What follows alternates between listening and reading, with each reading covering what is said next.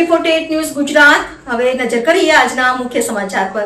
Ankleshwar national highway number 48 પર નવજીવન hotel સામે eco car અને બાઇક વચ્ચે સર્જાયેલા ગમખ્વાર અકસ્માતમાં બાઇક પર સવાર એક ભાઈનું ઘટના સ્થળે જ કમકમાટીભર્યું મોત નીપજ્યું હતું, જ્યારે એક ભાઈને ઈજાઓ પહોંચતા સારવાર હેઠળ ખસેડવામાં આવ્યો હતો। અંકલેશ્વર પાસેના નેશનલ હાઈવે 48 પર નવજીવન હોટલ પાસે બાઇક પર સવાર સુરતના બે ભાઈઓ બાવચંદ વઘાસિયા અને બાબુ વઘાસિયાની બાઇકને પૂર ઝડપે આવી રહેલી ઇકો કારના ચાલકે અડફેટમાં લેતા અકસ્માત સર્જાયો હતો।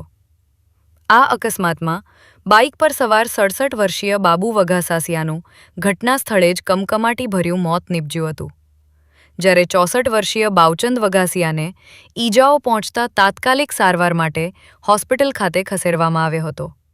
બનાવની જાણ થતાં જ અંકલેશ્વર તાલુકા પોલીસ કાફલો તાત્કાલિક ઘટના સ્થળે દોડી આવ્યો હતો, જ્યાં મૃતદેહને પોસ્ટમોર્ટમ અર્થે ખસેડી ઇકો ગાડી ચાલક વિરુદ્ધ ગુનો નોંધી વધુ તપાસ હાથ ધરી છે।